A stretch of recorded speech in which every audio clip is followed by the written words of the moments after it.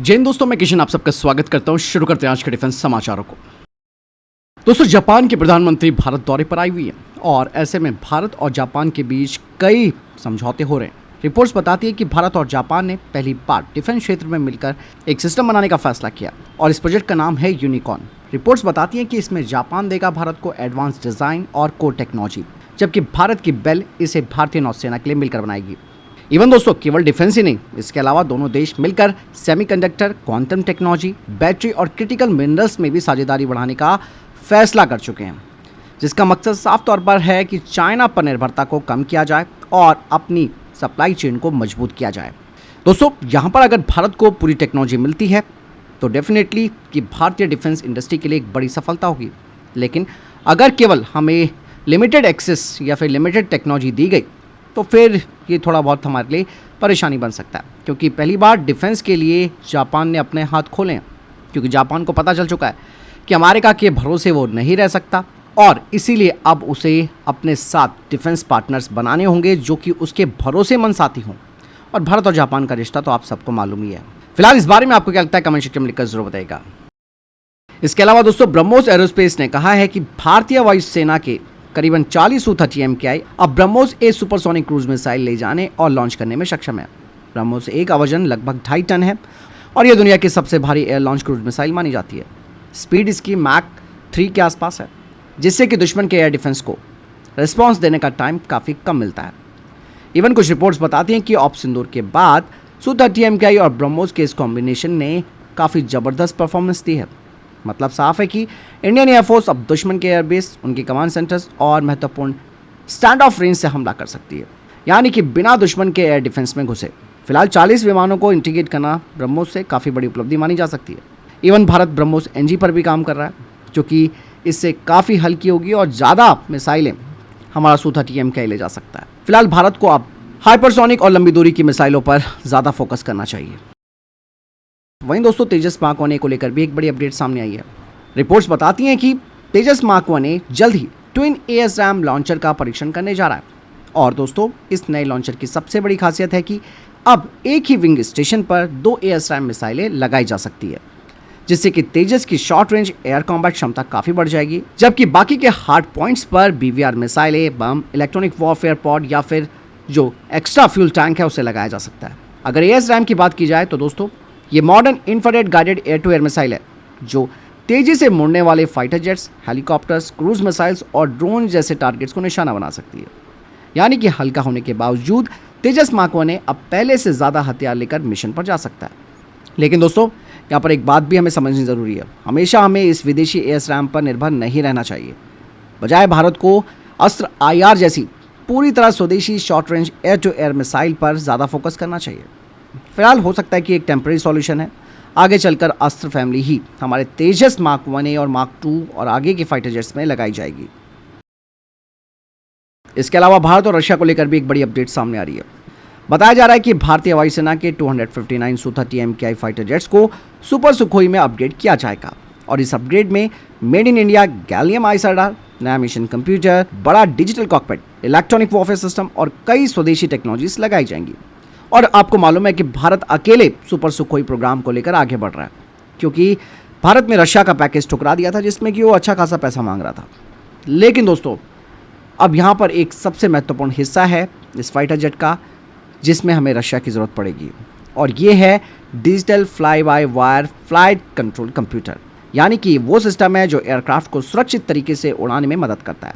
Even दोस्तों, Russia Bharat को source code, तकनीकी दस्तावेज और सर्टिफिकेशन सपोर्ट देगा ताकि नया भारतीय सिस्टम सुरक्षित तरीके से काम कर सके, जिसका मतलब है कि रडार, एवियोनिक्स और हथियार पूरी तरह भारतीय होंगे, जबकि रशिया का रोल सिर्फ फ्लाइट कंट्रोल इंटीग्रेशन तक ही सीमित रहेगा। इस अपग्रेड के बाद सुपर सुखोई भविष्य में ब्रह्मोस A, अस्त्र मार्क 2, रुद्रम मिसाइलों और आगे आने वाले नए हथियारों का भी इस्तेमाल कर सकेगा। तो आप समझ सकते हैं दोस्तों, ये एक अच्छी खबर है, बट अभी भी भारत को फ्लाइट कंट्रोल सिस्टम के लिए विदेशी सहयोग की जरूरत पड़ रही है और ऐसे में अब भारत को अपने AMCA और दूसरे स्वदेशी फाइटर जेट्स के लिए इस निर्भरता को, यानी कि ये जो फ्लाइट कंट्रोल सिस्टम की निर्भरता है, उसे पूरी तरह खत्म करना होगा। वहीं दोस्तों, रक्षा मंत्री राजनाथ सिंह की अध्यक्षता में डिफेंस एक्विजिशन काउंसिल यानी कि DAC की एक महत्वपूर्ण बैठक होने वाली है। रिपोर्ट्स बताती है कि इस बैठक में लगभग 1 लाख करोड़ से ज़्यादा के जो डिफेंस प्रस्ताव हैं उन पर एक्सेप्टेंस ऑफ नेसेसिटी देने पर विचार होगा, जिसमें कि K9 Vajra howitzer, kamikaze drone, वॉर्बामैन पैड, टैंक के लिए एक्टिव प्रोटेक्शन सिस्टम, नए heavyweight torpedo, unmanned surface vessels, autonomous underwater vehicles, modern electronic warfare system और air defence fire control radar शामिल होंगे। इवन भारतीय सेना के लिए फ्यूचर रेडी कॉम्बैट व्हीकल और नौसेना और तटरक्षक बल के लिए डॉनियर 228 विमान जैसे बड़े प्रोजेक्ट भी लिस्ट में शामिल है। बताया जा रहा है कि इनमें से कई सिस्टम हमारी बेल और BDL जैसी भारतीय कंपनियां बनाएंगी और साथ ही भारत की प्राइवेट डिफेंस कंपनियों का भी सहयोग लिया जाएगा, जिससे कि आत्मनिर्भर भारत को बढ़ावा मिलेगा। फिलहाल तो अभी AON मिलेगा, यानी कि फैसला होना बाकी है, और इसका मतलब अभी ये नहीं है कि हथियार सभी अभी खरीद लिए जाएंगे, क्योंकि इसके बाद यानी कि AON के बाद डिज़ाइन, टेस्टिंग, टेंडर और कॉन्ट्रैक्ट जैसी जो कई प्रक्रियाएं हैं वो पूरी करनी होती है। यहाँ पर हथियारों को 1 to 1 खरीदा नहीं जा रहा, बल्कि पूरा प्रोसेस यहाँ पर तैयार होता है। वही दोस्तों, जापान की कावासाकी और एयरबस मिलकर यूरोड्रोन का एंटी सबमरीन वॉरफेयर यानी कि ASW वेरिएंट डेवलप कर रहे हैं और समुद्र में सोनोवॉइस गिराकर पानी के नीचे छिपी पनडुब्बियों का पता लगाने में मदद करता है। इवन यहाँ पर भारत भी इस प्रोग्राम में काफ़ी इंटरेस्ट ले रहा है, और अगर भारत इसे शामिल करता है अपनी फ्लीट में तो ये हमारे P8I पोसाइडन और MQ-9C गार्डियन ड्रोन के साथ मिलकर काम कर सकता है, जिससे कि ड्रोन बड़े इलाके में लगातार निगरानी कर सकता है, जबकि ज़रूरत पड़ने पर P8I जो है वो कार्रवाई भी कर सकता है। और ये हमारे लिए काफ़ी इंपॉर्टेंट हो जाता है, क्योंकि चाइना के पास दोस्तों लगभग 60 से ज़्यादा पनडुब्बियाँ हैं और पाकिस्तान को भी नई हंगोर क्लास की पनडुब्बियाँ मिलनी शुरू हो चुकी है। फिलहाल दोस्तों, भारत की तरफ से यूरोड्रोन ASW खरीदने पर कोई ऑफिशियल स्टेटमेंट सामने नहीं आया। हो सकता है कि इसे ऑप्शन के तौर पर सोचा जा सकता है, और अगर भारत को यूरोड्रोन ASW खरीदना ही है तो भारत इसे खरीदेगा भी नहीं, बल्कि इसे TOT के तहत भारत में बनाने की कोशिश करेगा। वहीं दोस्तों, भारत की डिफेंस कंपनी पारस डिफेंस ने गार्डियन 1 इंटरसेप्टर टेक्नोलॉजी के लिए भारत में एक्सक्लूसिव मैन्युफैक्चरिंग और कमर्शियल जो राइट्स हैं उन्हें हासिल कर लिया है। गार्डियन 1 दोस्तों एक बैटरी से चलने वाला high speed counter drone interceptor है, जिसे छोटे और कम लागत वाले दुश्मनों के ड्रोन को हवा में रोकने के लिए बनाया गया है। इसका उद्देश्य है महंगी एयर डिफेंस मिसाइलों की जगह कम कीमत में ड्रोन खतरों का जवाब देना। रिपोर्ट्स बताती हैं कि ये टेक्नोलॉजी भारत के मौजूदा काउंटर ड्रोन सिस्टम्स के साथ मिलकर काम कर सकती है और दुश्मन के ड्रोन को संवेदनशील ठिकानों तक पहुंचने से पहले रोक सकती है। इवन दोस्तों, ये समझौता आत्मनिर्भर भारत के तहत भारत में ऐसी टेक्नोलॉजी के प्रोडक्शन को भी बढ़ावा देता है। तो फिलहाल यहाँ पर मैं इतना कहूँगा कि ये समझौता भारत में गार्डियन 1 टेक्नोलॉजी के लाइसेंस प्राप्त निर्माण और कमर्शलाइजेशन के लिए फिलहाल इंडियन आर्म फोर्सेस की तरफ से इसकी खरीद का कोई ऑफिशियल आदेश जारी नहीं हुआ है। तो यहाँ पर सवाल आता है दोस्तों, अगर भविष्य के युद्ध में हज़ारों FPV और स्वार्म ड्रोन्स एक साथ हमला करें तो क्या ऐसे लो कॉस्ट इंटरसेप्टर सबसे इफेक्टिव सॉल्यूशन होंगे, या फिर भारत को लेज़र या फिर माइक्रोवेव हथियारों पर इसी तरीके से अपना इन्वेस्टमेंट करना होगा? आप कमेंट्स में अपनी राय जरूर दीजिएगा। इसके अलावा दोस्तों एक और रिपोर्ट आई है पाकिस्तान को लेकर, जहां पर बताया जा रहा है कि पाकिस्तान तुर्की के spare long range air defence system का इवैल्यूएशन कर रहा है। स्पेयर को तुर्की की कंपनियों जिसमें कि रॉकिस्तान भी आती है, उन्होंने मिलकर डेवलप किया है। इस सिस्टम के बारे में कहा जाता है कि यह system fighter jets, cruise missile, drone और हेलीकॉप्टर जैसे हवाई खतरों को रोकने में सक्षम है।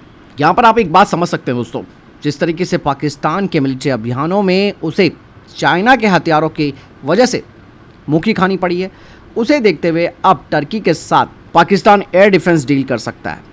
हालांकि फ़िलहाल तो पाकिस्तान या फिर तुर्की ने इस खरीद के लिए कोई ऑफिशियली स्टेटमेंट तो नहीं दिया है और ये केवल अभी मूल्यांकन फेज़ में है। लेकिन सबसे बड़ा सवाल तो यहाँ पर यही है कि जब पाकिस्तान पहले से ही चाइना के एयर डिफेंस सिस्टम्स का इस्तेमाल कर रहा है तो फिर आप समझ सकते हैं कि भरोसे का लेवल कहाँ जा रहा है इनका। इसी वजह से पाकिस्तान को अब इधर उधर भटकना पड़ रहा है। तो फिलहाल इधर तक के टॉप डिफेंस अपडेट्स। वीडियो के सामने कोई प्रश्न जवाब या आपको कोई सवाल है कमेंट सेक्शन में लिखकर जरूर पूछ सकते हैं। वीडियो को लाइक और शेयर जरूर कीजिएगा। ख्याल रखिएगा अपना। जय हिंद, वंदे मातरम।